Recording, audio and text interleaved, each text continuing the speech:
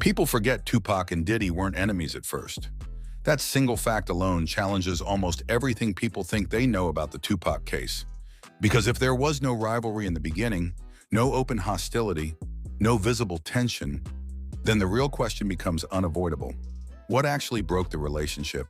And when did perception start replacing reality? Before the beef, mutual respect in the early 90s. In the early 1990s, Tupac Shakur and Sean Diddy Combs were moving through the same hip-hop world, and not as rivals. They were peers. Tupac was a rising artist, gaining attention for his raw lyricism and political edge. Diddy was a young executive, building Bad Boy Records from the ground up. Their paths crossed naturally. Industry events, studio sessions, award shows, and social gatherings that defined hip-hop's golden era. At that point, there was no East Coast versus West Coast war. There were no diss tracks, no coded interviews, no sense that either man viewed the other as a threat. If anything, there was mutual acknowledgement. They recognized each other as forces coming up in the same space, each carving out influence in different ways. This is important because history often rewrites relationships backward.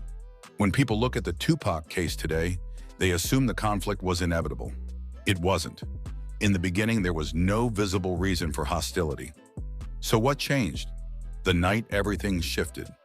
In November 1994, Tupac was shot during a robbery at a New York recording studio.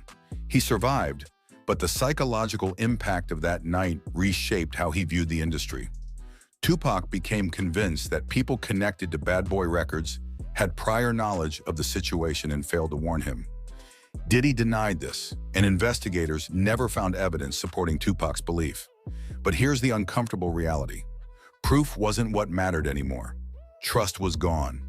Tupac didn't just feel hurt, he felt betrayed. And once that belief took hold, it changed how he interpreted everything that followed. While Tupac was later incarcerated on unrelated charges, resentment had time to solidify. Isolation turned suspicion into certainty.